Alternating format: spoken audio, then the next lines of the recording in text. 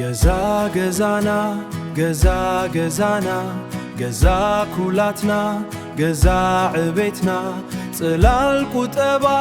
ጥሙር ኃይልና ተስፋ ወለዶ عنتور عقمنا بزي كات فقدلكم أكلات قلوان الحير هل يورود لي سمعتات المذكر حلنا نعكب سمعتاتنا نذكر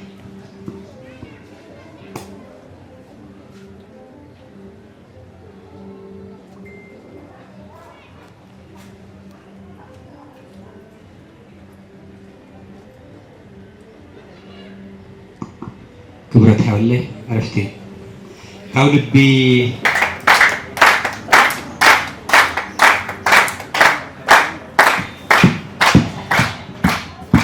سميت 56 اسكا حلتهم مسرت يوديو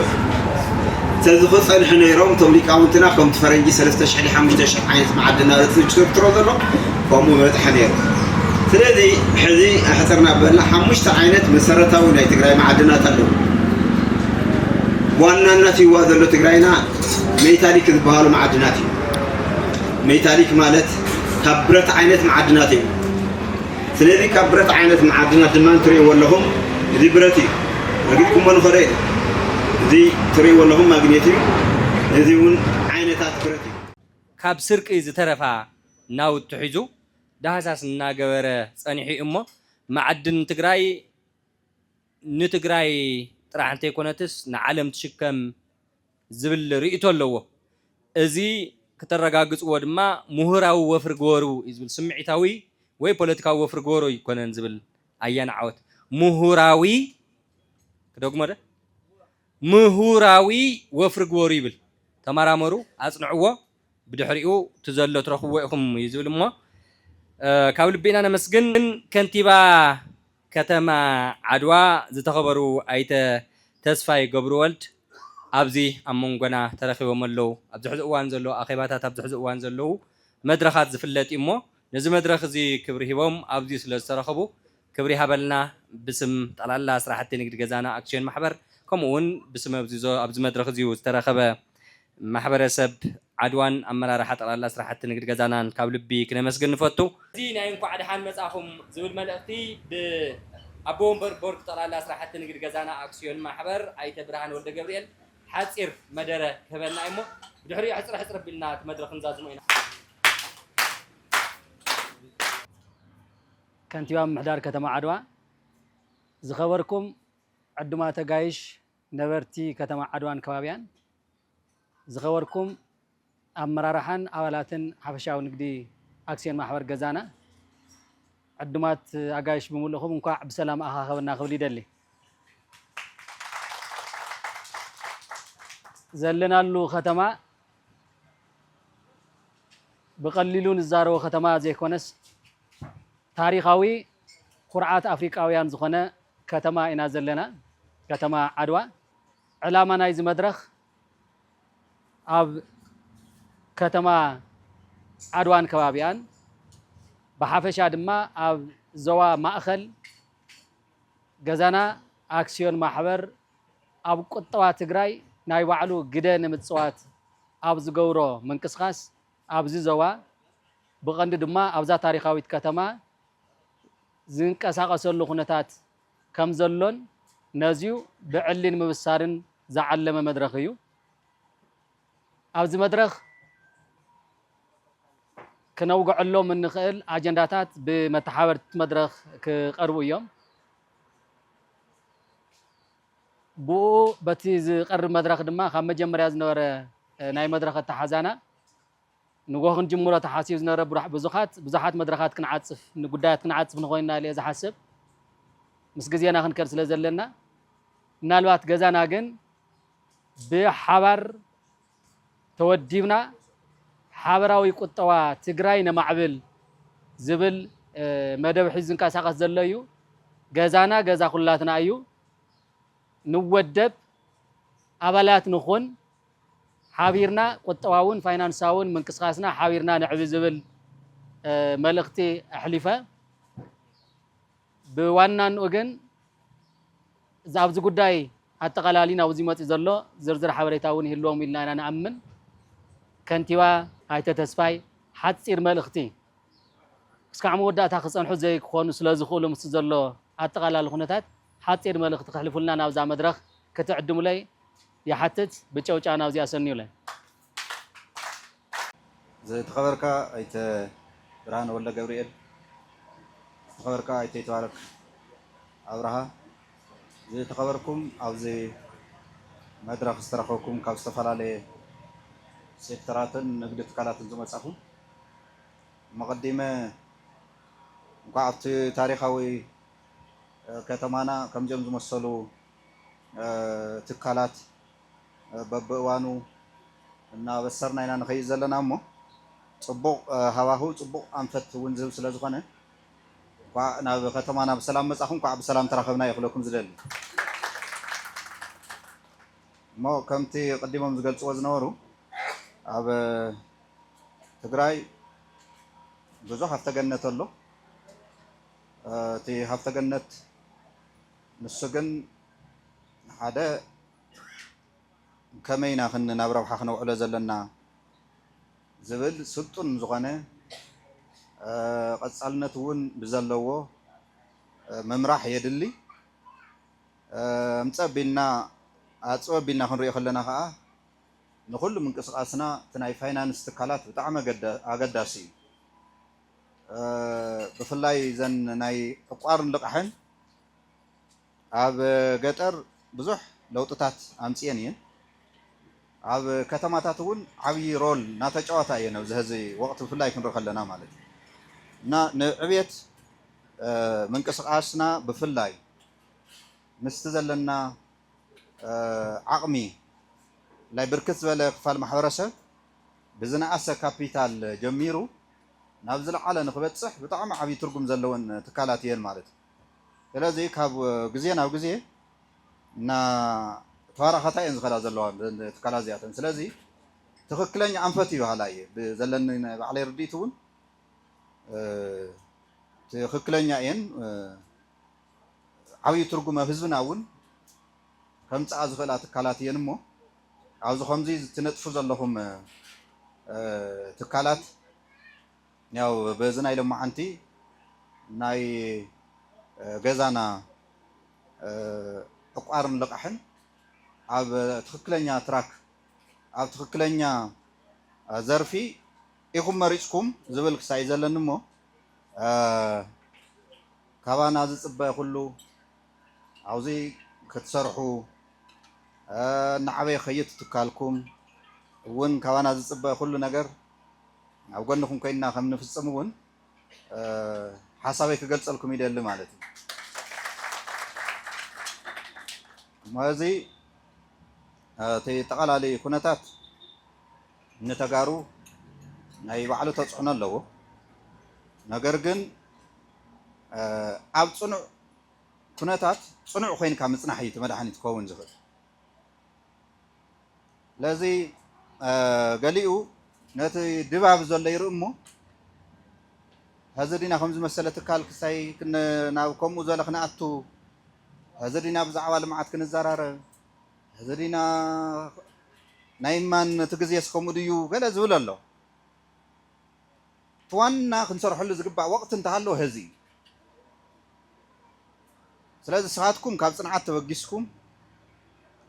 ወቅቲ እውን ኣብዚ ከምዚ ዝመሰለ ዋላ ይኹን ክንዋፆ ንኽእል ኢና ኢልኩም ኣቲኹም ስለ ዘለኹም ኣይዞኹም ኢና ክንብለኩም ንኽእል ማለት እዩ ዕሪኹም ጠንክሩ ኢና ክንብለኩም ንኽእል እቲ ከምዚ ኢሉ ዝሓስብ ከዓ ሞራሉ ከመይ ይኮነን ክኸውን ዘለዎ ኣብ ጠንካራ እዋን ጠንካራ ምዃን እዩ ዝግብአና ስለዚ እቲ ከተማ ብዙሕ ኣብዚ ሕዚ መማረፅታት እናረኸበ እዩ ዝኸይድ ዘሎ ግን ድማ ገና ኢና ብዙሕ ኣብቲ ከተማ ክንሰርሖ ዝግበአና ነገራት ግን ኣለዉ ስለዚ ምሳኹም ኮይና እውን ብዙሕ ናይ ልምዓት ስራሕቲ ክንሰርሕ ተስፋ ኣለና ማለት እዩ ኣብ ቅድሜኹም ዝኸፈቱ ትካላት ኣለዉ ምስኦም እውን ተቀራሪብና ኢና ንሰርሕ ዘለና ስለዚ ንሕና ዘለና ምውሳኽ እዩ ትድልየትና ኣብ መንጎኹም ዘሎ ውድድር ባዕልኹም ተወዳደሩ ከተማ ምሕዳር ግን እቲ ሜዳ ዙይ እቲ ፅርግያ ዙይ ንኩልኹም ክፍቲ እዩ ልዕሊ ኩሉ ከዓ ፀጥታኡ ብዘይ ሰጋእ መጋእ ኣብታ ከተማ ክገብራ ዝግባእ ተጠቃላሉ ዘሎ ናይ ፀጥታ ድባብ ናይ በይኑ ናይቲ ከተማ ጥራሕ ኣይኸውንን ኣብታ ክሉ ከተማ ኮይና ግን ንነጋዳይ ምቹው ዝኾነሉ ሰሪሑ ከዓ ናብ ገዙ ዝኣትወሉ ግን ካብ ግዜ ናብ ግዜ እናማዕራረና ኢና ንኸይድ ዘለና ኣብቲ ነፍቲን ዝረአ እውን በብእዋኑ እናገምገምና እናስተኻኸልና ኢና ንኸይድ ዘለና ስለዚ ጠንካራ ዝኾነ ናይ ፀጥታ ሓለዋ ከለላ ትካልኩም እውን ውሑስ ብዝኾነ መልክዑ ዝኸደሉ እናፈጠርና ክንከይድ ኢና እሞ እቲ ከተማ ምቹውነት ኣለዎ እየ ዝብለኩም ዘለኹ ክሰርሑ ትኽእል ኢኹም ማለት እዩ ካልኦት በዚ ኣጋጣሚ እዚ እውን ተሓስቡ ትህልው ኢኹም ማለት እዩ ውድድር ፅቡቕ እዩ ከይተወዳደርካ ዝንበር ዓለም ግን ዓለም ኣይኮነን ኣይተስተማቕሮን እውን ሰንስ እውን ኣይትገብሮን ማለት ስለዚ ክትወዳደሩ ኣለኩም ንኩልኩም ንውድድር ምቹው ዝኸውን ባይታ ናይ ምፍጣር ግን ናይቲ ምምሕዳር ናይቲ ህዝቢ እዩ ያው ከምቲ ዝበልኩምዎ ዝተፈላለየ መድረኻት ስለ ዘሎ ተዘይኮይኑ ህዝቢ ንከምዚ ዝመሰለ ብሃንቀውታ እዩ ዝፅበዮ ዘሎ ማለት እዩ እና ገለገለ ትካላት ዋላ ካብ ትግራይ እንተተመስረታ ትዝለዓለ ግልጋሎትን ግን ካብ ትግራይ ወፃኢ እዩ ማለት ፋክት ኣብ ሚድያ ኮይኑ እውን ይዛረብ ስለ ዘሎ ስለዚ ናይ ባዕልና ናይ ውሽጥን ዓቕሚና ብኩሉ ነገር ክንጠናኸር ዘለና ማለት እዩ እተን ካልኦት እውን ምቹውነት ክፍጠረለን ኣሎ ካብዚ ንመለሽ ክትብለ ይትኽእል ናይ ንግዲ ትካላት ነገር ግን ትግራዋይ ብጣዕሚ ዝዓቁር ኣብታ ፀገም ኮይኑ እውን ይዓቁር እዩ ተናዓቁረን ዘለና ዕቋር ግን ኣብቲ ከተማናን ኣብቲ ከባቢና እንድየን ተመሊሰን ናብ ልምዓት ናብ ልቃሕ ዝውዕላ ዘለዋ ዝብል ግን ምንቃሕ ከድልየና እዩ ማለት እዩ ንዓቁር ኣካላት እውን ማለት እዩ ስለዚ ኣይቴንክ ንኩልኩም ነዚ ከተማና ክብሪ ሂብኩም ኣብዚ ከተማ እዚ ንባዕልና እውን ተለዊጥና ህዝብና እውን ክንልውጥ ኢና ኢልኩም ክብሪ ሂብኩም ስለ ዝመፃኹም ደጊመ ብሽመይን ብሽም ህዝብን መምሕዳርን ከተማ ዓድዋ ከመስግነኩም ይደሊ ደጊመ እውን ኳዕ ድሓር መፃኹም ኣብ ቀፃሊ ጉዕዞኹም እውን ኣብ ጎንኹም ኣለና ኩሉ ነገር ከም መንግስቲ ካባና ብሕጊ መንገዲ ዝፍቀድ ኩሉ ምሳኹም ኮይና ክንሰርሕ ኢና ክንሕግዘኩም ኢና ዝብል ሓሳብ የኽበኩም ዝደሊ ክብረት ይሃበልና ኣብ ናይ ልምዓት ስራሕቲ ግን ዘይምድርዳር ሰርሕዎ ዝግባእ ነገር ምስራሕ ብጣዕሚ ኣገዳሲ እዩ ክቡር ከንቲባ ከተማ ዓድዋ ኣቶ ተስፋይ ጎርወድ ዝተኸበርካ ፕሬዚደንት ገዛና ኣክስዮን ማሕበር ከምኡውን ዝተኸበርኩም ህዝቢ ከተማ ዓድዋ ኣጋይሽን ዕዱማትን ግዜኹም ወርቂ ዝኾነ ሰዊኹም ናብዚ ዕለት እዚ ንኽትርከቡ ዝመፃኹም ክብሪ ተወንዘፉ ድሙቕ ዝበለ ሞራልናኹም እዚ ምቕፃል እቲ ናይ ገዛና ስራሕቲ ካብዚ ምስረት ኣብታ ጥንታዊትን ታሪካዊትን ከተማና ከተማ ዓድዋ ናብ እስታት 1 ዓመትን 8 ወርሕን ይገብረሎ ኣብዚ ምንቅስቓስ እዚ ኣብቲ ሓፂር ግዜ ምስ ከተማና ምርዳእ ምስ ህዝቢ ምስ መንግስቲ ኮታ ኣብ ልምዓት ኣብ ዝተፈላለየ ምንቅስቓሳት ከምኡውን ኣብቲ ቀንዲ ዕማም ናይ በዓል ዓድዋ ኩርዓት ኣፍሪካ ዝኸውን ዝነበረ ስራሕቲ ከም ስፖንሰር ምዃን ኣብ መናእሰያት ካብ ደንዛዚ ዕፃ ተወጊዶም ካብ ሕማቕ ንኽዕሉ መናእሰያት ኣብ ስፖርቲ ኣብ ኣርቲ ኣብ ትምህርቲ ገዛና ኣብ ጥዕናን ኣብ ትምህርትን ኮታስ ኣብ ዓውደ ዕደናን ብከምዚ ዓይነት ፍጥነት ዘለዎ ኣብ ቀረባ ግዜ ተመስሪቱ ኣብ ትግራይ ሙሉእ ዓብዪ ሆስፒታል ስርሑ ዝጀመረ ከምኡውን ናይ ተሽከርከርቲ ኤሌክትሪካል ዝተፈላለያ ተሽከርከርቲ ዘመን ጠልቦ ናውቲ ኣብዚ ኣምፂኡ ሓደ ካብቲ ዝመፀ ትካልና ኣብዚ ድሕረና ትሪእዋ ዘለኹም ተሽከርካሪት ማኪና ከምኡውን ሞተር ሳይክል ባጃጅ ኣብ ቀረባ ግዜ ኣብዚ መሸጣ ተዳሊና ዘለና ንርከብ ኢና ብሓፈሻ ክርኢ ከለኹ ገዛና ኣብ ከተማ ዓድዋ ከም ትፈልጥዎ ኣባላቱ ናዕሰለ ኣብ መንግስታዊ ስራሕቲ ኣብ ህዝቢ እናተንቀሳቐሰ ብንጡፍ ዝፀንሐ እዩ ኢሉ እውን ኣብ ማእኸላይ ዞባ ኣብ ከተማ ኣክሱም ራማ ፈረስማይ ከምኡውን ኣብ ቀረባ ግዜ ጀመርናዮ ኣብ እንትጮ ከተማ ኣብዚ ማእኸላይ ዞባ ብርክት ዝበለ ስራሕቲ ጀሚርና ኣብዚ እውን ኣብ ማእኸልና ዝርከቡ ናይ ኳዕ ድሓን መፃኸዎም ኢልናዮም ኢና ካብ ከተማ ኣክሱም ዝመፁ ናይዚ መተሓባበሪ መምረ ስመማው ተኽለ ካልኦትን ከምኡውን ካብ ከተማ ረማ ያው ኣብ ማእኸልና ተረኺቦም ብርክት ዝበሉ ኣጋይሽን እዮም ዘለው ነዚ ትካል እዚ ብሓፈሻ ክንሪኦ ከለና ግን ገዛና ኣብ ነጋዶ أب عبيتي إنفسترات أب تحوتاتن خمون أب تجارتن مهوراتن تمارمرتن زلوا تكاليو سلزي زجزازي دما جزا خلاتنا سلزي خنا كلاتنا أب جزانا نخن عسل نزي موتو نخن نجر زمت أحمد ما بعلي لما عنتي يوم علت عسران حدا كتشن عسل شمونتن أفتات نتاويتن تاريخاويتن كتمانا خفيتنا يلنا زي جزانا مالت جزا خلاتنا يخبل كلهم سجمات دخنت نمعباس علمو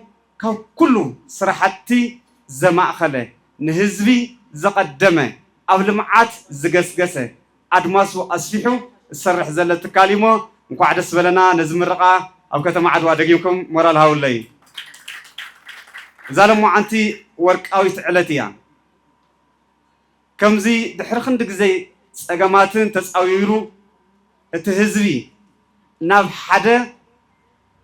موقعاتي استبتنا جنزب استبتنا رأسي بحبار كم زعبة تفلاليخا كم زي عبة أو تقرأينا وحدات يوم تفلاليهم زعبيو سلازي بحبار نحن عبي بحبار نسرح زبليمو يغني لنا في اللايد ما تامبر نقادو كل جزء أو قلنا خوينهم أبزنا نقد سرحتي أما خلنا ترخيهم مسانا سلازن كاساسو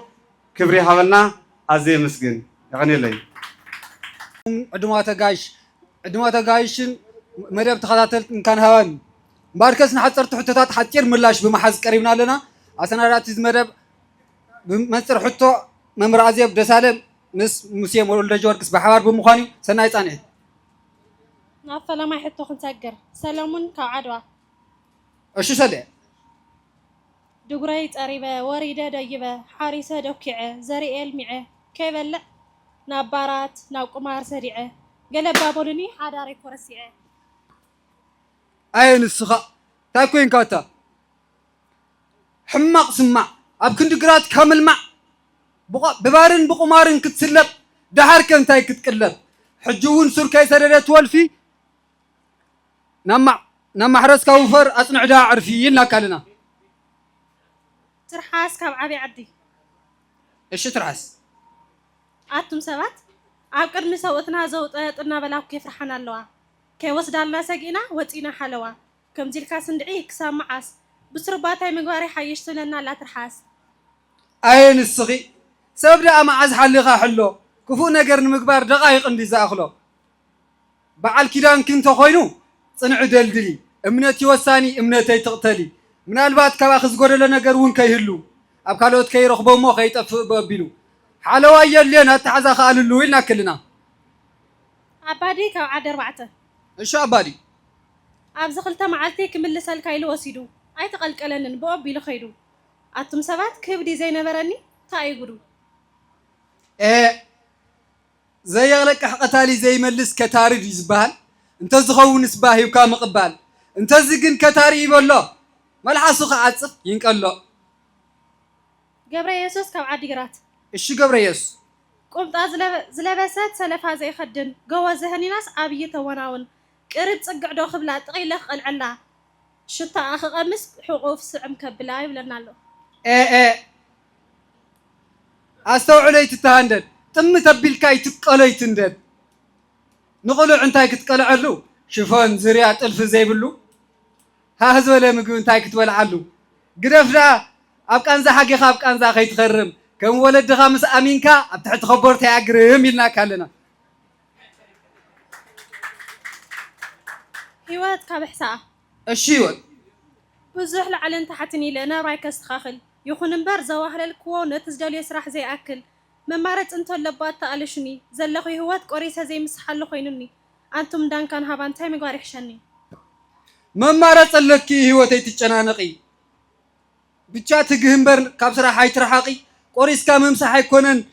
تدرير كان نصبح مقماطو نلو بستفلالي ملكع تدليخي بطوسات اوسي تدليخي بخكا اب غزانا تكال عقار لقحن غويتا حسنا غويتا عبيت غويتا طعنا غويتا رويت سالاتهم جوغانو تركبت حدرا جنرال غزانا جنرال تريدينج تولو ايصقمنا ابرا علنا كلنا حصرت حطوتات حصير ملاش بمها بزازينا لنا ستخاتلكنا بطلنا استوهاون عدل ازيه مسجن فلما مسغانا ايخرب ናይ ዝዕለት ናይ ክብሪ ጋሻ ክቡር ከንቲባ ከተማ ዓድዋ ኣይተ ተስፋይ ሓላፊ ዘፈርድ ንግዲ ከተማ ዓድዋ ኣይተ ይትባረክ ኣብርሃ ላዕለዋይ ጠማቲ ገዛና ጠቅላላ ስራሕቲ ንግዲ ገዛና ተጋዳላይ ብርሃነ ወልደ ገብርኤል ከምኡ እውን ክቡር ኣያና መምህር ዓወት ተመራማሪ ዕደና ትግራይ ላዕለዋይ መሪሕ ናይቲ ትካልና ከምኡ እውን ተጋዳላይ ኤልያስ መሓሪ ካብቶም ሓሙሽተ መስረቲ ናይቲ ትካልና እዩ ኣብረክ ዝምንክስ ዝሰርሕ ብምቕፃል ተጋዳላይ ግደይ ብርሃነ ናይ ዞባ ሰሜን ምዕራብ ናይ ገዛና መተሓባበሪ ብምቕፃል ዶክተር ገብረመድህን ተክለ ሃይማኖት ናይ ላዕለዋይ ጠማቲ ተቆፃፃሪ ኣካል መምህር ኣስማማው ሃይሉ ጨንፈር ቤት ጽሕፈት ከተማ ኣክሱም ዘተሓባብሩ ማለት እዩ ዝተኸበርኩም ዕድማተ ጋይሽ ገዛና ካበይ ናበይ ዝብል ወይ ከዓ ኣብ ሰለስተ መሰረታዊ መዳያት ገዛና ኣብ ምንታይ ዓውድታት ከም ዝነጥፍ ከምኡ እውን ኣብ ገዛና ብምውዳብ ክንጎናፅፎም ዝኽእሉ ረብሓታት ገዛና ዝፈጠሮም ዓቕምታት ኣብ ዝብሉ ሰለስተ መዳያት ከቕርብ ገዛና ብ5 ሰባትን ብ750 775,000 ቅርሽን 1 ሚልዮን ዘይመልአ ቅድሚ 2 ዓመትን 2 ወርሕን ኣብ ከተማ መቐለ ስርሑ ዝጀመረ ፅንታ ዝወለዶ ትግራዋይ ትካል እዩ ካብኡ እቲ ትካል ብዙሕ ፈተናታት እናወደቐ እናተለዓለ ነቲ ኣብ ትግራይ ምንጋድ ዝከኣለ ኣይኮነን ግን ኣብ ትግራይ እውን ምውዳብ ኣፀጋሚ ኣብ ዝኾነሉ እዋን ምስቲ ዘሎ ወድዓዊ ተሓሳስባታትን ገለ ድሑራት ተሓሳስባታትን ነዚ ሰይሩ ነዚ ሰጊሩ ንቅድሚት ወፂኡ ዘሎ እዩ ካብ ሓምለ ሓደ ብፍላይ ተኣምራዊ ለውጥታት እናምፅእ እዩ ዝኸይድ ዘሎ እሞ ገዛና ኣብ 5 ዓውድታት እዩ ዝነጥፍ ተቐዳማይ ዓውዲ ኣገልግሎት እዩ ኣብ ትምህርቲ ኣብ ጥዕና ኣብ መስተንግዶ ኣብ ግልጋሎት ኣብ ገንዘባዊ ትካላት ማለት እዩ እቲ ካልኣይ ዓውዲ ኣብ ሓፈሻዊ ንግድን ምክፍፋልን እዩ ናይ ተሽከርከርቲ ናይ ዲኤንዲሲ ናይ መደበናዊ ንፅህና ናይ ሽኮር ናይ ዘይቲ ዝቕርብ ካልኣይ ዓውዲ እዩ ማለት እዩ እቲ ሳልሳይ ዓውዲ ዓውዲ ሕርሻን ሃብቲ እንስሳን እዩ ንሱ እውን ኣብ ዓድዋን ኣብ መቐለን ማእኸላት ሕርሻ ኣለዋና ኣብ ፈረስማይን ኣብ ሸራሮን እውን ናይ ምልሓት በስኖ ኣለና ኣብ ራማ እውን ምስ ፍርያት ፍራምረ ኢንዳስትሪ ተሓሓዘ ሓመዶም ዝበሃል ሓቢሩ ይሰርሕ እዩ ሳልሳይ ቀዳማይ ካልኣይ ሳልሳይ ጥቆስክዎ ገዛና ሸቀጣይ ትካል እዩ ኣብ ሰለስቲኦም ብንጡፍ ብፍላይ ኣገልግሎት ወይ ብንጡፍ ዝሳተፈሎም ዘሎ ምዃኑ ምርዳእ የድሊ እቲ ራብዓይን ሓምሻይን ድሕረ ጠቕሶ ከዓ ሕቁኡ ምስ ተረረ ጅቡእ ምስ መልአ ዘካይዶም ካብ ንዓመታን ድሕሪ ንዓመታን ዝቕፅሉ እዮም ናይ 5 ዓመት ስልታዊ ትልሚ እውን ነዲፉ ይቕፅል ዘሎ ትካል እዩ ስለዚ እቲ ራብዓይ ዓውድና ዓውደዋኒን ወይ ኦፕሬሽን ፊልድ ዝበሃል ህንፀትን መጠሻ ኣባይትን ወይ ኮንስትራክሽን ኤንድ ሪል ስቴት እዩ ንሱ እውን ባዕሉ ኣብ መቐለ መንግስቲ ዝሃበና ንዓመታ 2019 ብኣባላትና ዝጅመር ዓውዲ ኣሎ ኣብ ፈረስማይ እውን መሬት ኣለና ኣብ ዓድዋ እውን ያው ተዋሃበና ኣሎ ንዝቕፅል ዝወሃበና እውን ከይድሎ ማለት እዩ ዓንቶ እውን ክቡር ከንቲባ ይብል ነይሩ ማለት እዩ ንሱ እውን ምስ ዘመናውነት ምስ ከተማነት ምስ ህንፀት ጎደናታት ምስ ምዕቃብ መካናት ቅርስ ምስ ፈፋሕ ዕዳጋ ማእከላት ተተሓሒዙ ማለት እዩ እቲ ራብዓይ ዓውድና እዩ እቲ ሓምሻይ ዓውድና ዕደና ያና ዓወት ያው ብላዕለዋይነት ዝመርሕ እዩ መፍረያይነት ፕሮዳክሽን ስንዐ ማኑፋክቸሪንግ ምስ ዓበይቲ ትካላት ፋብሪካታት ኢንዱስትሪታት ዝተኣሳሰር እዩ ማለት እዩ እዚኦም 5 ዓውድታት ገዛና ይነጥፈሎም ኣሎ ማለት እዩ ገዛና ኣብ ገዛና ምውዳብ እንታይ እዩ ንኣብነት ነባራይ ከተማ ዓድዋ ካልኦት እውን እንታይ እዮም ክርብሑ ዝኽእሉ ወይ ብደገ ውሽጢ ዘሎ ትግራዋይ እንታይ ክርባሕ ይኽእል ዝብል 5 እዮም ረብሓታት ተቀዳማይ ረብሓ ዓመታዊ ትርፊ ክፍፍል እዩ ምስ ትርፊ ክፍፍል ተተሓሒዙ ክልተ ጉዳያት ኣለዉ እቲ ሓደ ናይ መስረቲ ማለት እዩ ናይ መስረቲ ንሰለስተ ተኸታተልቲ ዓመታት 15 ሚእታዊ ፍሉይ ሓለፋ ትርፊ ኣሎ ሓደ ከምቲ ዝበልኩም ዓንተ ወይ ኣብ መእተዊ ካብ ሓምለ ናውዚ ተኣምራዊ ለውጥታት እናምፀ ዝኽእል ዘሎ ካብ ሓምለ ናውዚ ትትካል ኣብ ኮለል ዝበለ ቤት ፅሕፈት ነይሩ ናብ ሙሉእ ንግዳዊ ማእኸል ገዛና ከይዱ ናይ ደገ ዕድላት እውን ይገጥሞ ስለ ዘለዉ ስለዚ ሓደ ስግሚ ንቅድሚት ተሓንቢቡሎ ካብኡ እውን ገንዘብ ስፊሕሎ ስለዚ ገዛና ካብ 4 ዕፅፊ ክሳብ 6 ዕፅፊ ናይ ዝገዛእካዮ መጠን ካብ 100,000 ክሳብ ፍርቂ ሚልዮን ዝመጠኑ ብርኪ ብምዕዳግ እዩ ምውናን ዝከኣል ስለዚ ናይቲ ዝገዝኦ መጠን ብርኪ ካብ 4 ዕፅፊ ክሳብ 6 ዕፅፊ እውን ምስ ምስሳን ትርፊ ተተሓሒዙ እዩ ማለት እዩ ንኣብነት ካብ ፍርቂ ሚልዮን ድሕር ስምዖን ኣትዩ ኮይኑ ብ4 ተዕቢናዮ ክንደይ ማለት እዩ ብዙ ብሕጊ ንግዲ ተደገፈ እዩ መስረቲ ኩሉ ክገብሩ ኣብ ትሕቲ ፅላል ሕጊ ክገብሩ መሰል ኣለዎም እዩ ስለዚ እንድሕር ፍርቂ ሚልዮን ኳ ዘእተየ ب4 ተወዚሕናዮ 2 ሚልዮን ይኾን ኣሎ ብ6 ተወዚሕናዮ 3 ሚልዮን ይኸውን ኣሎ ስለዚ 1.5 ገዝምኻ ይኾን ኣሎ ማለት እዩ ምስ ትብርተ ተሓሓዘ ታ ናይ መስራታይ እውን ማለት እዩ ናይ መስራታይ እውን ዝሓለፈ ጉባኤ ነርና 10 ሚያዝያ ዕውት ዝኾነ ታሪኻውን ተኣምራውን ተኻይዱ እዩ ኣብ መቐለ ብዝተረኽቡ ኣባላት 99 ሚእታዊ ተረኺቦም እዮም ማለት እዩ ምስ ዘሎ መጓዓዝያ ዝተቃወሰ መጓዓዝያ ማለት እዩ ስለዚ ንመስረት እውን ክሳብ ዝቕፅል ጉባኤ መደበኛ ጉባኤ ኣብ ሰነ ስለ ዘሎ እቲ ናይ መስረት እውን ክፍቲ ኮይኑ ስለ ዘሎ ኣብዚ ክትጎናፀፍ ክፍቲ ኮይኑ ዘሎ ማለት እዩ እቲ ካልኣይ ረብሓ ኣብ ገዛና ብምውዳብ እንትጎናፀፍዎ ረብሓ ስራሕ እዩ ንሊቃውንቲ ንመሃዝቲ ንሰብ ሃብቲ ንማሕበራት ንውዳበታት ይህብ እዩ ማለት እዩ በብዓይነቱ ስለዚ ስራሕ እውን ካልኣይ ረብሓ እዩ ማለት እዩ ግዝያዊ ክኸውን ይኽእል ቀዋሚ ክኸውን ይኽእል ኣብ ገዛኻ ኮንካ ዝስራሕ ዝበፃፅሕ ክኸውን ይኽእል ብርሕቐት እውን ዝስራሕ ማለት እዩ ሳልሳይ ውክልና እዩ ውክልና እውን ንማሕበራትን ንውዳበታትን ንሰብ ሃብትን ዝወሃብ እዩ ስለዚ ውክልና ማለት ንውክልና እውን ሰለስተ ብቕዓት ንዘለዎ ናይ ፍርቂ ሚልዮንን ናይ ርብዒ ሚልዮንን ወናንን ዝኾነ ካብኡ እውን ልዕሊ መናገዲኡ እውን ዝፍለጥ መጓዓዝያ እውን ብውዕልን ወይ ብናይ ባዕሉን ዘቕርብ ማለት እዩ እቲ ራብዓይ ውሕስና እዩ ናይቲ ካብ 100 ክሳብ ፍርቂ ሚልዮን ዝመጠኑ ብርክ ትዕድጎ ወይ ሼር ማለት እዩ ብልሙድ ናቱ እሳ ክልተ መተኣማመን ሰነድ ይወሃቦ እቲ ሓደ ናይ መስራታይ ሰነድ ይወሃቦ እቲ ካልኣይ ከዓ ምስክር ዋንነት ወይ ሼር ሰርቲፊኬት ዝበሃል እታ ምስክር ዋንነት ንውሕስና ነተን ኩለን ትካላት ገዛና እውን ባይዘወይ ገዛና ልዕሊ 15 ትካላት ዝወነነ እዩ ዝኽልተ ዓመት እዚ ማለት እዩ ገሊአን ዘሰጋገርናየን ዝዓፀፍናየን ገሊአን ዘሰገምናየን እውን ኣለዋ እየን ማለት እዩ ንአን እውን ናይ ውሕስና ወረቐት ትውንነላ ኢኻ ኣብ ካሊእ እውን ግን ሕጋዊ ትካል ስለ ዝኾነ ትወሓሰሉ ኢኻ ስለዚ ራብዓይ ረብሓ ውሕስና እዩ ማለት እዩ እቲ ሓምሻይን መወዳእታ ዘይብሉን ከዓ ፍሉይ ደገፍ እዩ ገዛና ብምህዞኻ ብብቕዓትካ ብልምድኻ ካብ 500 ሚእታዊ መቑሽሽ ክሳብ 30 ሚእታዊ ንኣብነት ውጥን ዓብይ ውጥን እንድሕር ረቢልካ ብርቂ ሓሳብ እንድሕር ረቢልካ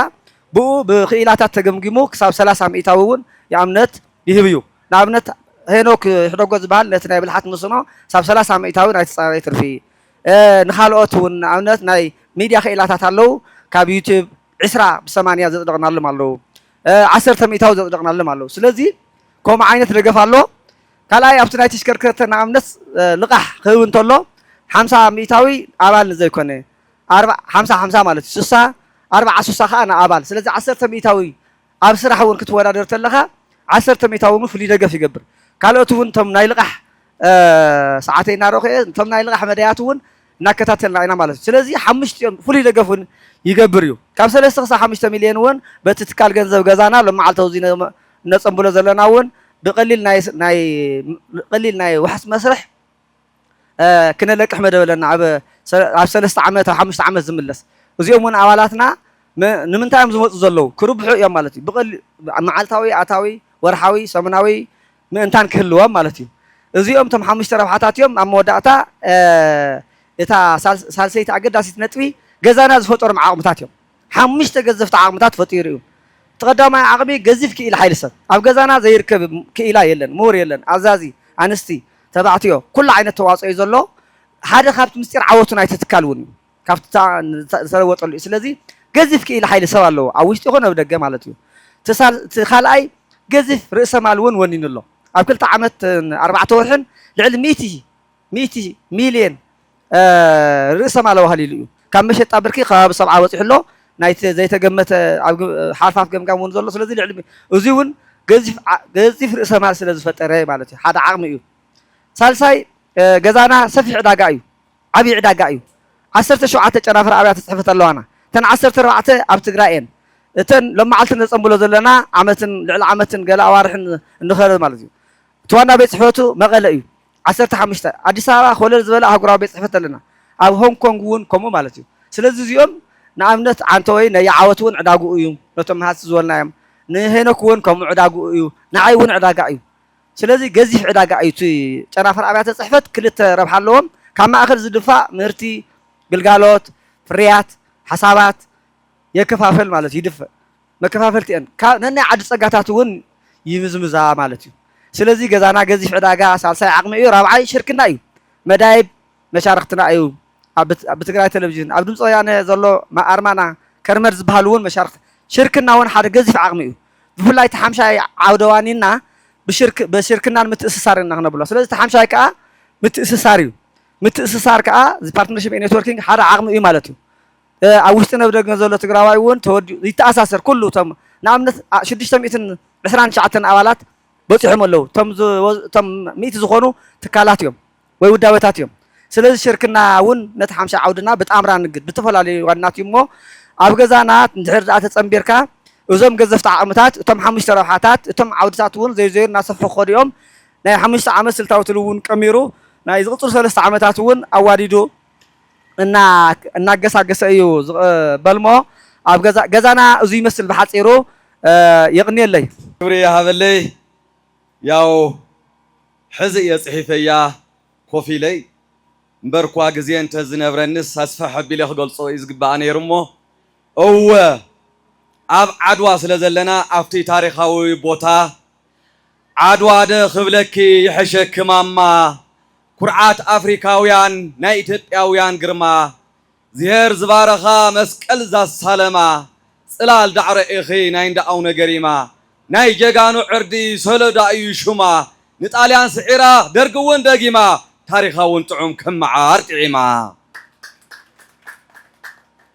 እወ ገዛና ኩርዓት ዓድዋና መፂኣ ኣላ ገዛና ትሽማ ተባሂሉ ብገዛና ክንዓቁር ክንልወጥ ኣባላት ክንከውን ኢና ተጋዳላይ ተስፋይ ከንቲባ ዓድዋና ብሓቂ ተቐበላ መፂኣ ኣላ ገዛና ብሓቂ ተቐበላ መፂኣ ኣላ ገዛና ብሓቂ ዝሰርሕ እወ ብፅርየቱ ብሓቂ ዝሰርሕ እወ ብፅርየቱ ንዕቆር ንለቃሕ ይደልድል ጉልበቱ ኣለኹም ዶ ራያ ኮላይ ምስ ወጀራት ከባቢ መቐለ ድምር ዓዲግራት ናይ መስኖ ኽኢላ ናይ ልምዓት ዝርዝራት ዓዲ ስፋሃጋድስ ዓዲ ተንኩራት ዓዲግራት ሓወዝየን ውቕሮ ክልተ ውላዕሎ ዓዲ ፃዕዳ ስርናይ ዓዲ ስገም ጥዕሎ ብመዓር በፂፅካ ብጠስሚ ዝቕሎ ኣብ ተግባር ነውዕሎ እቲ ዝበሃል ዘሎ ትግራይ ደ ክብለኪ ተቐባሊት ጋሻ ማይና እውን ረቂ መሬትና ሕምባሻ ማይና እውን ረቂ መሬትና ሕምባሻ ኣሎ ትመኣድን ኣሎ ኮቱ ሕርሻ ሓደራ ሓደ ልቢ ንኹን ከይንኸውን ኣደዳ ቻይና ኣደዳ ራሻ ሓደ ልቢ ንኹን በዓልትና መሬትና ንፈትሻ ገጣም እንደራስን ተጋዳላይ ኣለነ ክብሪ ይሃበልና ኣለኹም ኣለና ጎድንኹም ክብሪ ይሃበለይ ሕፂረያ ይቕኒየለይ ሕራይ ዝተኸበርካ ፕረዚደንት ገዛና ላዕለዋይ ቦርዲ ኣመራርሓ ኣቶ ብርሃነ ወለ ገብርኤል ናብዚ ብክብሪ ሰኒለይ ሞራል ካብ ኢድ ክቡር ከንቲባ ከተማ ዓድዋ እዮም ዝርከቡ ዘለዉ እዞም መራሒና ቦርዲ ብጣዕሚ ሓቀኛ ዝኾኑ እዮም ድምቕ ዝበለ ሞራል ሃውለይ ክብሪ ናይ ሰናይ ዘመን ናይ ስራሕ ናይ ልምዓት ክኾነሎም ኣብ ገዛና ዓብዪ ናፍተን ልክዕ ከምኒ ትእምት ንኸውፅሕዋ ሙሉእ ተስፋ ከም ዘለና እዩ ቀፂሉ ናይ ገዛና ምክትል ስራሕ መካየዲ መምህር ስምዖን መሓሪ ናብዚ ሰኒለይ ናይ ገዛና ናይ ቦርድ ክትትልን ናይ ብዙሕ ዓመት ልምድን ናይ ብዙሓት ትካላትን ኣመራርሓን ዝመርሑ ኣያና ዝኾኑ ዶክተር ገብረ መድህን ናብዚ ንክመፁለይ ብክብሪ ሰኒለይ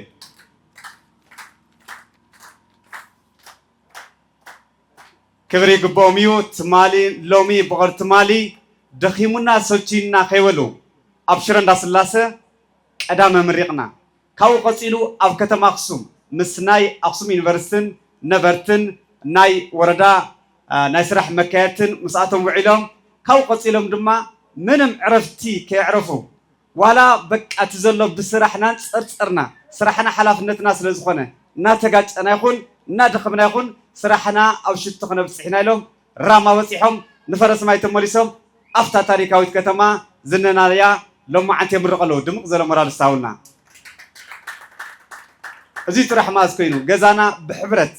ከም ሞሮን ቃስታን ጠስምን ድልኹን ሓንቲ ክፍተት ዘላ ንኣከብና እናተጋማገምና ዘሎ ክፍተት ንኣረምና ንቀድሚት ንስጉም ኢና ኣብ ዘሎ መራርሓ ሓንትን ብክፍተት ይኹን ብዘሎ ጎደለ ይኹን እናተኣራረምና ስራሕ እውን መርአያ እዮም ባዕሎም ጀሚሮም እዮም ዝሰርሑ ኣብዚ ትማሊ ክንርኢ ከለና ካብ ዳስ ምስራሕ ጀሚሮም ካብ ሓደ ሓደ ፀብፃባት ካብ ዝተፈላለየ ትማሊ ክስካብ ምሸት ብዙሕ እናተጋማገምና ኣብ ስራሕና ዕውት ንክኸውን እሞ ደጊምኩም እንኳዕ ናፍታ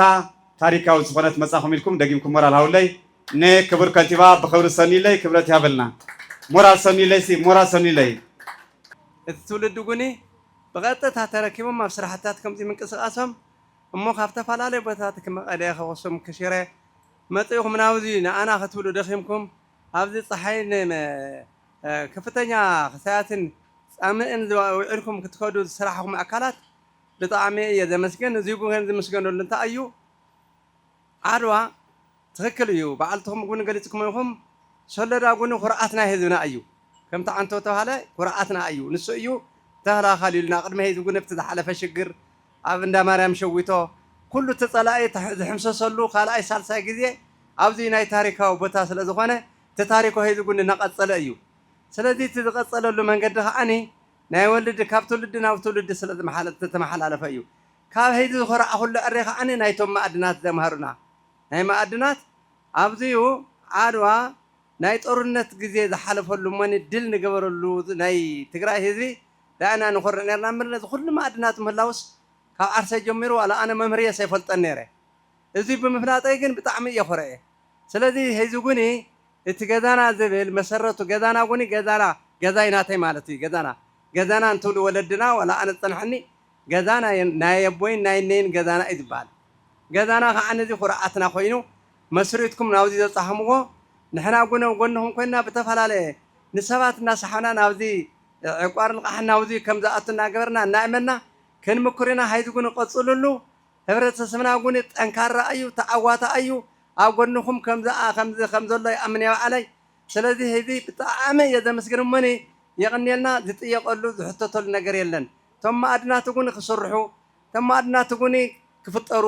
ካሊእ ጉኒ ነዳድታት ጉኒ ክፈጥረልና ካብ እኒ ሓፂናት ዞም ኮፐር ኣሉሚንየም ዚንክ ገለመለታት ዝወንበሩ እዚኣቶም ጉኒ ወርቂ ጥራሕ እንተይኮነ ወፂኦምስ ኣብ ተግባር ክውዕሉ እሞኒ እቲ ወለዶ ካብ ድኽነት ክከላኸል ኣብ ፅቡቅ ደረጃ ክበፅሕ ተስፋ ኣለኒ የቕኒየለይ ብጣዕሚ እየ ዘመስግን እየ ዝብል መጀመርያ እኳ ብዓብዩ ናይ ገዛና ኩነታት ምልክቱን ምስ ህዝቢ ዘለዎ ርድኢትን ምስ ህዝቢ ዘለዎ ሓድነትን ብሰፊሑ ተገሊጹ እዩ ሕዚ እውን እዚ ሃገር መንግስቲ ክፍጠር ከሎ ንዚ ዓዲ እዚ ዝኸውን መንግስቲ ክፍጠር ከሎ ዘወዳድባ እዚ ክቅፅል እዩ ዝግባእ መንእሰይ እውን ተለቂሑ ብኣግባቡ ኣብ ስርሑ ክውዕል ምእንታን ዓብይ ትካል እዩ ገዛና እሞ ትሽሙ እውን ከምቲ ዝተገለጸ ብሓቂ ገዛና እዩ ስለዚ ሓደ ዝፈትወካ ዓርኪ ንኺድ እንደውን ገዛና እዩ ዝብለካ ምክንያቱ ኣፍታ ገዛና ዝብላ ዘሎ ጊባዎ ስለ ዘላ ትብላዕ ስለ ዘላ ምሳሕ አንጊዱ ክሰደካ ስለ ዝደሊ እዩ ካሊእ ኣይኮነን ገዛና ዝብለካ ዘሎ ስለዚ እቲ ሽሙ እውን ብጣዕሚ ደስ ዝብል ሽሙ እዩ እሞ ሕዚ እውን ካልኦት ዘለኹም ዓበይቲ ኢንቨስተራት ከምዚ ዓይነት ኣዋዳድባ እናፈጠርኩም እቲ መንእሰይ ናብ ካሊእ ዓዲ ዝፈልስ ዘሎ ከምቲ ዝተባሃለ ዓወት ሓወይ ዝገለጾ ዓብይ ማዕድን ኣሎ ኣብ ትሕቲ መሬት ረጊፅናየ ንኸይድ እሞ ንዚ ዝርኢ ንዚ ዝፍትሽ ወለዶ ኣምሂርና ዓድና ከምተን ካልኦት ኣውሮፓታት ክትከውን ቁሩብ መዓልትታት እዩ ዝኸውን እሞ ክብሪ ሃበለይ ብዛዕባ ናይ ገዛና ሕፅር ዝበለት መልእኽቲ እየ ክሕልፍ ዝደሊ ጠንክሩ ያው ኣባል ንምዃን ካብ ሎማዓንቲ ጀሚረ ድቃስ የብለይን ኩሉ ሕብረተሰብ እውን ኣብ ገዛና ክፅንበር ኣብዛ ቅድሜና ዘላ ጊዋዎ ክፅንበር እየ ክላዎም ዝደሊ ክብሪ ሃበለይ ይቕኒየለይ እቲ ተገለጸ ከም ተገለጸ ኮይኑ ህዝብና እስቲ ምምራሕን ምውዳብን እንተልዩ ኣብ ስሩሕን ኣብ ቁም ነገርን እዩ ዝውዕል ዝመንእሰይ ላዕላይን ታሕታይን ዝብል ዘሎ ሰኣን ምምራሕን ሰኣን ምውዳብን እዩ እምበር ከም ዘውዚ እንሄ ጀሚርኩሞ እኒኹም انت توديو انت تمريحو كله سرح خمزو عل امنته ايو اما زعروا ذي اتري وادلخم دغادي قتيا مقابر طاليان تبهال تيانيها افتديل زلو نا عدوا يخم زوزي نهي كفيتكم منكم مو كبرين مغوسن يهابنا ازيله نخيانا برهانه مغوسن حاجزن مخرين يدليو زغال عاقل عايو انت راي خايه جن قول عاي يمثلن بحقي زوجيات ان هي تاساسير ون هي قليل ነገር አይኮነን ንጾኒሕማ بمخري بجنزب بمرال انت تحجزو كالي خمس سرح ابنتنا ايمو انتم لقحن عقارن يقنيلنا قصللو كالاتون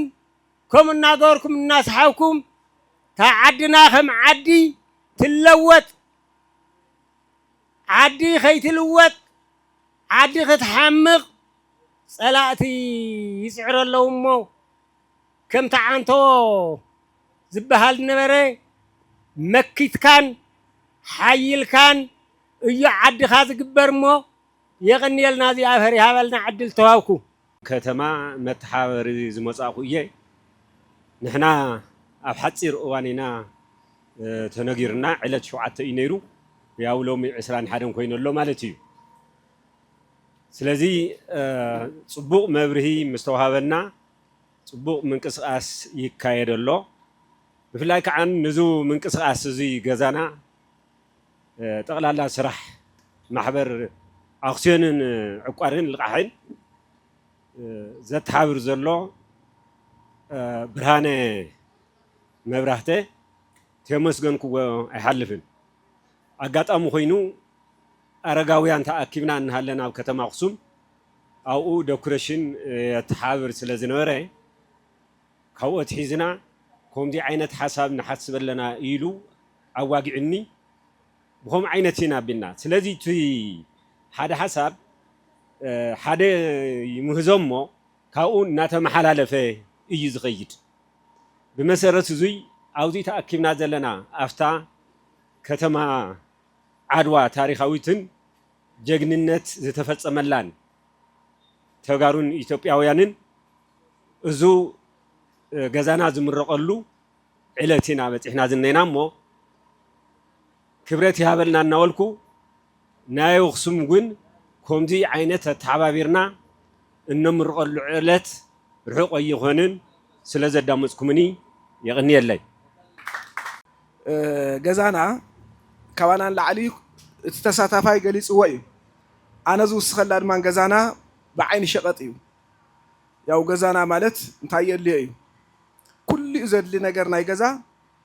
ገዛና ንዝገዛና ዘድልዮ ኩሉ ነገር ዘቕርብ ትካል ማለት እዩ ገዛና ካልኣይ ገዛና ማለት ክልተ እዩ ሓደ ትግራይ እያ ካልኣይታ ናይ ውልቅና ገዛ እያ ስለዚ በዚ መሰረት ገዛና ክትኮን እንተኮይና ኩሉኡ ማለት ዝበዝሕ ሕብረተሰብና ሓቂፋ ክትኸይድ ኣለዋ ማለት እዚ ናይ ከተማ ናይ ገፀር ዘሎ ሓረስታይ እንተይቀረ ክሓቁፍ ስለ ዘለዎ ናውዚ መእተዊ ሸር ኩሉኡ ብዝኣትዎ መልክዕ ሓረስታይ እውን 2-3 ጤል ገዚኡ ዝኣትዎ ኣብ ከተማ ዘሎ ድማ ተለቂሑ ታፍተ ኣብዚኣ እኒሃ ነቋማ ዘላ ተለቂሑ ኣባል ክኾነላ ዝኽእል ኩሉኡ ዝሓቆፈት ኩሉኡ እንድሕር ሓቂፋ ድማ ኩሉኡ ደንበኛኣ ዝኾነላ ትካል ማለት እያ እሞ እዚ ኣብ ግምት ብምእታው ኣብዚ ገዛና ዝተወደቡ ኣካላት ሓደ ኣብ ናይ ከባቢ ፍልጠት ዘለዎም ሊቃውንት ናይ መድሓኒት ናይ ከርሰ ምድሪ ናይ ተፈላለዩ ፍልጠት ዘለዎም ደቂ ዓዲ ኣሰባሲባ ወዲባ ናታቶም ፍልጠትን ክእለትን ብገዛና ኣቢላ ናብ ዕዳጋ ተውፀሉ ትካል እያ ካሊእ እዝናትና ማለት ትካልና ጥራይ ንግዲ እንተይኮነስ ኣገልግሎት ብጣዕሚ ካብ ዘይሕጋዊ